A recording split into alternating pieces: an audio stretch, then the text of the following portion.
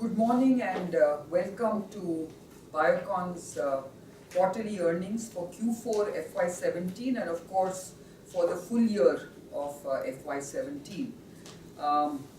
Before I start with the financials, I would like to basically announce a few important aspects of our board meeting yesterday. We were pleased to have announced a 2:1 bonus share issue as well as a 3 rupees per share dividend on pre-bonus share value. I'm also pleased to say that Biocon has won the 9th National IP Award 2017 and the WIPO Users Trophy in the category of Top Indian Company for creating a global brand. I think this reaffirms our focus on intellectual wealth creation. I'm also now pleased to discuss with you the financials for the Q4 as well as for the full year ended March 31st, FY17. At a revenue level, our Q4 was flat at 974 crores in terms of top line. Our reported net profit of 127 crores has to be seen in context with last fiscal's exceptional item, which was 256 crores. So on a like comparison, when you basically provide for the exceptional items, then we have seen a 75% jump in net profit this quarter. From 77 crores last fiscal to 135 crores this fiscal. EBITDA this quarter stood at 231 crores versus 221 crores and the margin has improved by 100 basis points from 23% to 24% this fiscal. Licensing income was captured at 16 crores for this quarter. And R&D spends in this quarter were at a 65 crore level at a P&L basis and 98 crores at a gross level. I now want to reflect upon the performance at an annualized level.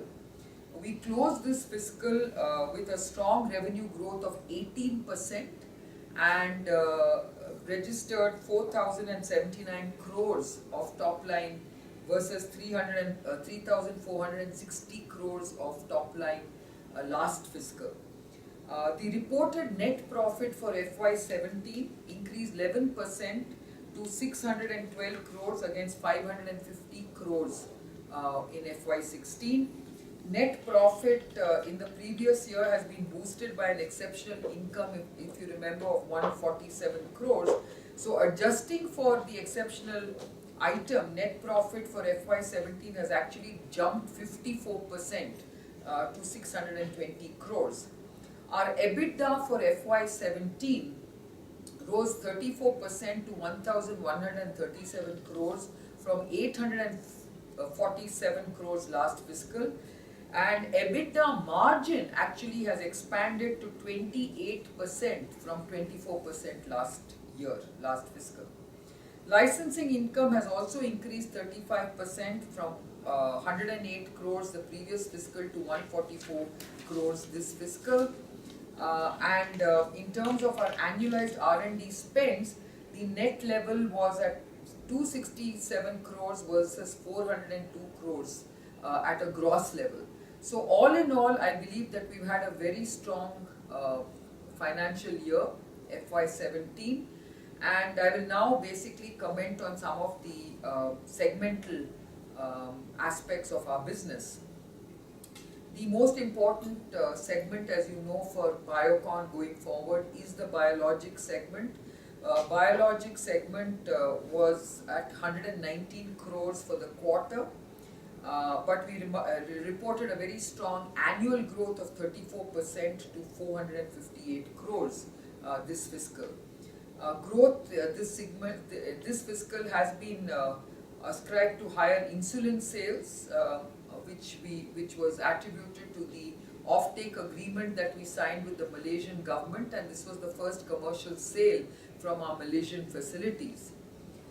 We also expect the biologics division to do well in FY18, given the various opportunities we have in the emerging markets. And of course, looking ahead into FY19, we also expect to see good delivery of biologic sales once some of the developed markets start opening up for us in FY19 and beyond. The Biocon Malaysia collaboration to develop a broad portfolio of the Biocon Mylan collaboration to develop the portfolio of biosimilar molecules is making good progress.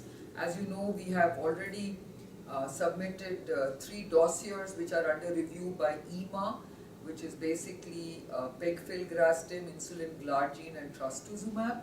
And similarly, pegfilgrastim and trastuzumab are already under review by US FDA.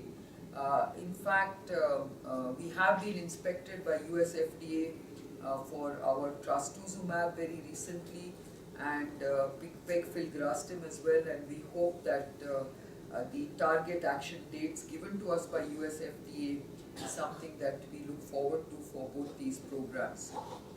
We do not provide any commentary on the outcome of the inspections, but suffice to say that unless there is something material to report, we do not report, and therefore we believe that we should be okay for these target action dates in that sense.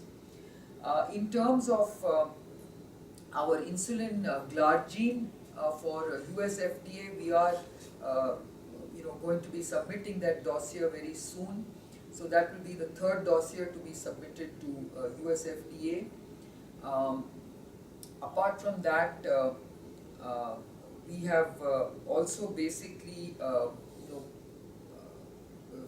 anticipating some regulatory approvals in the coming fiscal for many of our biosimilar programs in emerging markets.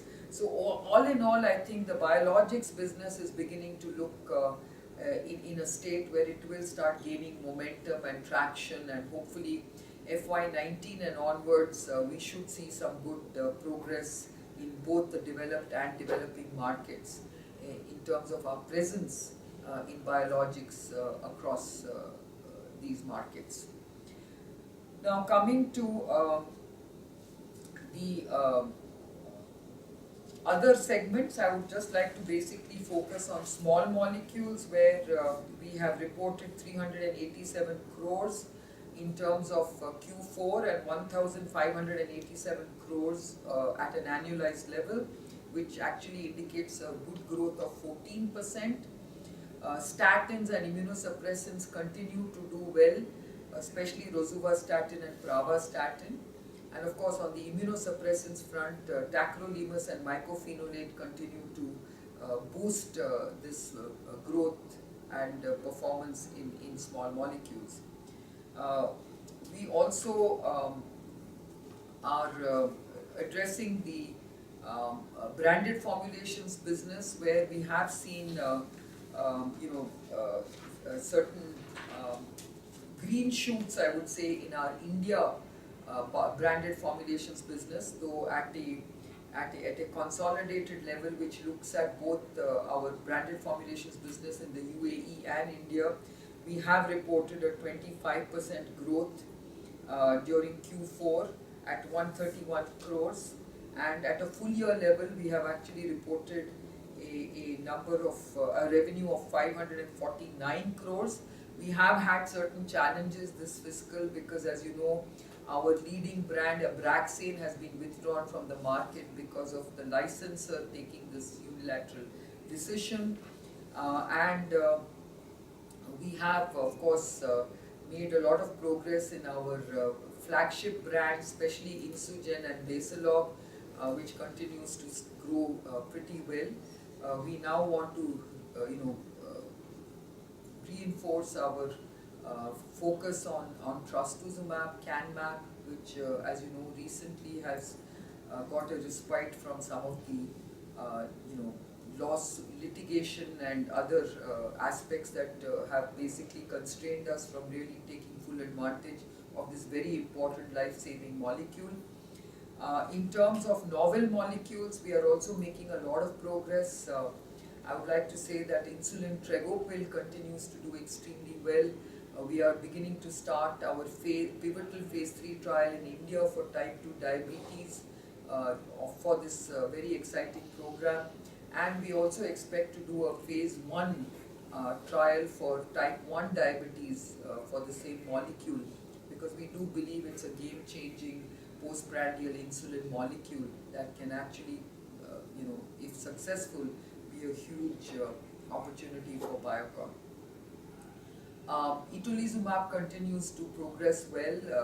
There are ongoing trials in Australia which are progressing in terms of our sub-Q formulation, and there has been a very strong interest now in a CD6 mechanism of action. We are seeing a lot of research activity around this molecule, and obviously we are right up in front. When it comes to other programs, Quark is also progressing well. The NION trial for ophthalmic neuropathy is also gaining traction globally, and we are also progressing well on our Fusion Map program and many of our other novel programs. So all in all, when you look at our R&D spends, we expect the R&D spends to basically mimic what we are seeing this fiscal, and we expect it to remain at similar levels. We are amongst the highest R&D spenders in the country, and we expect our novels also now to be contributing to our R&D spends.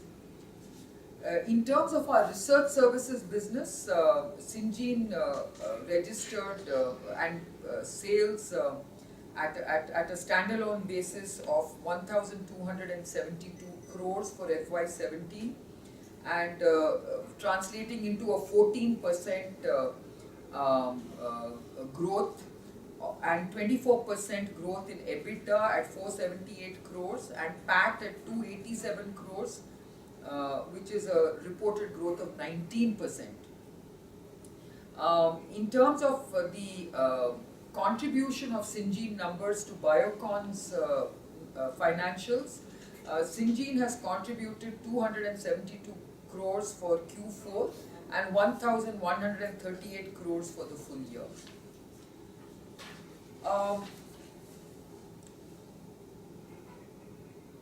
Syngene basically has signed a strategic agreement for a large biologics program with a Canadian biotech company this quarter, which will now augur well for its biologics business going forward.